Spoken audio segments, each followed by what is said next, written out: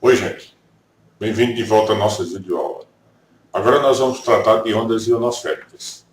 Essas ondas são típicas dos sinais de ondas médias, normalmente a sinais abaixo de 30 MHz, e elas são provenientes da ionização da ionosfera que acontece à noite, devido à ausência de luz. Isso cria uma camada refletora que devolve o sinal de volta à Terra. Com isso, os sinais de emissoras, por exemplo, de ondas médias, ondas curtas, conseguem à noite atingir grandes distâncias e também causa problemas, causa interferência, né? Então, na aula de hoje nós vamos aprender a calcular a intensidade do sinal ionosférico noturno para esse tipo de onda. Bons estudos, aproveitem. Muito bem, gente. Então, essa aqui é a configuração da nossa ionosfera. Então, nós podemos ver que ela é constituída por camadas, elas têm diferentes alturas e a gente pode falar que a altura mínima da ionosfera no período diurno é de 50 km e ela vai até 250 km de altura. O que ocorre é que no período noturno há uma modificação completa dessas camadas da ionosfera. Veja, durante o dia nós temos praticamente 4 camadas. A camada D, que é a mais baixa, começa de 50 km acima. Camada E, F1 e F2. Durante a noite, devido à ausência de luz, há ionização em algumas dessas camadas, de forma que essas duas camadas que tinham características bem diferentes durante o dia se transformam numa camada só, chamada F. E essa camada, ela permanece, né, ionizada, e a camada D desaparece. O que ocorre aqui é que essa ionização torna essa camada condutora, portanto reflete sinais em algumas frequências. Então, podemos afirmar que os raios, as ondas eletromagnéticas na faixa de frequências mais baixas, como por exemplo das ondas médias, refletem aqui na camada E, e quando você vai aumentando a frequência, ela vai refletindo também na camada F. Ondas curtas, por exemplo, refletem aqui próximo da camada F, enquanto as ondas médias refletem aqui na camada E. Então, de maneira geral, há uma grande variação instantânea, de forma que a gente não tem situações estáveis desses pontos de reflexão. E aí não podemos contar com essas ondas como um valor muito preciso, né? Para determinar isso, a gente usa a configuração que eu mostro aqui nessa figura, onde eu vou considerar o ponto de reflexão a cerca de 96,5 km de altura, e esse seria a altura desse ponto aqui, né? E eu vou fazer um triângulo entre o ponto que eu estou considerando a minha antena transmissora, o ponto que eu estou considerando minha antena receptora, ou meu receptor, o ponto de reflexão e o centro da Terra. Estou considerando o raio médio da Terra de 6.370 km, e baseado nessa figura, a gente vai calcular, por exemplo, esse ângulo de elevação, né? E esse ângulo de elevação ele é bem importante na nossa avaliação. Esse ângulo, que é dado por essa equação, né, onde esse D ele está expresso em quilômetros, tá? E ele é medido a partir das coordenadas geográficas do local, né, a distância ortodrômica. A situação que nós teríamos seria praticamente essa, né? Então, a partir da nossa antena transmissora, os sinais vão refletir na ionosfera e vão chegar em diferentes pontos da Terra, né? Porque eu vou ter diferentes ângulos, por exemplo, de elevação.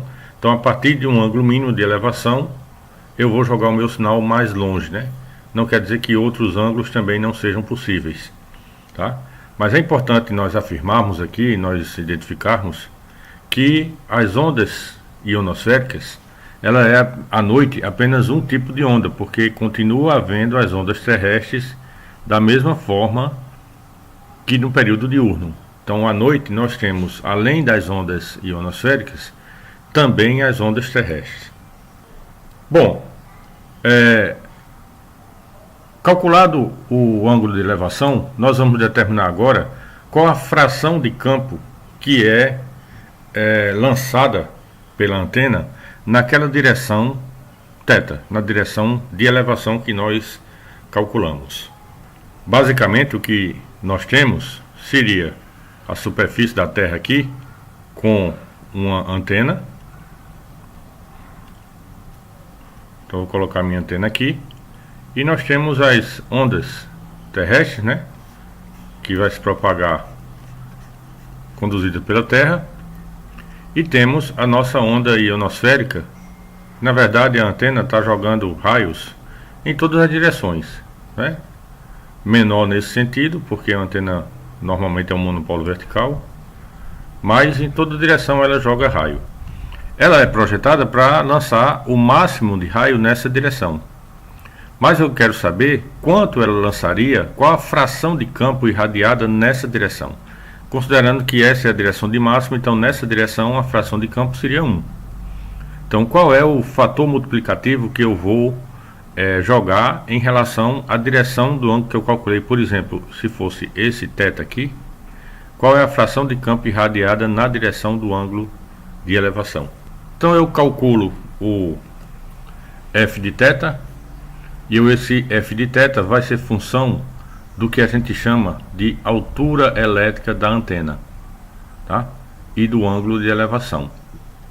Essa altura elétrica também é um conceito bem interessante. Veja, se eu pegar uma antena de ondas médias, ela vai ter uma determinada altura do topo até sua base, em metros. Então isso seria a altura da antena dada em metros. Para calcular naquela fórmula, eu estou tirando o cosseno e o seno da altura. Portanto, eu não posso colocar lá uma altura em metros.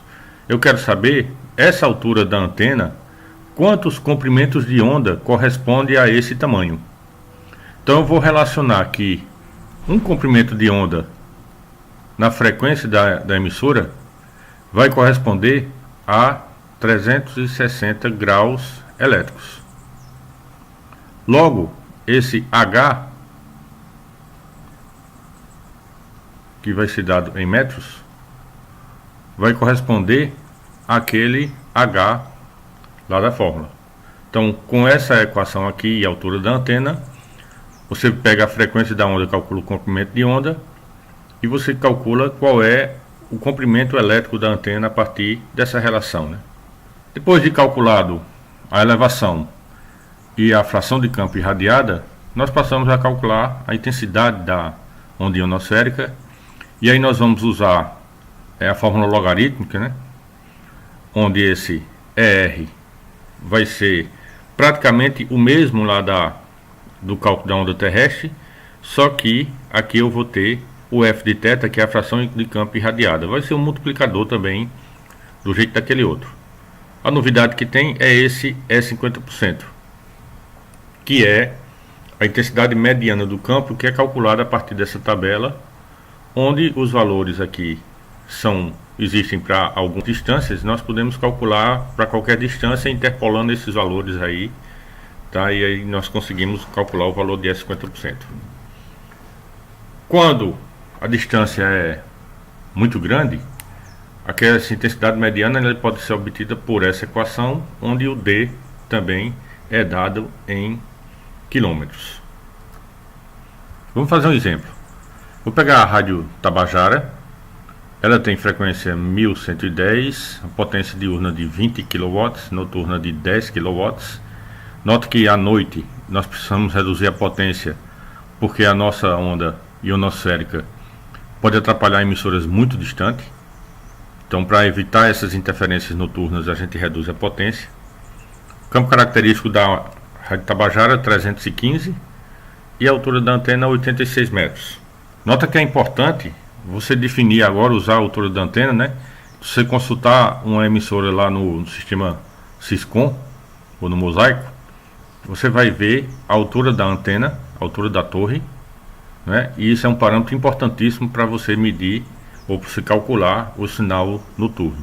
Eu quero saber a intensidade da onda num ponto a 1.200 km distante da emissora.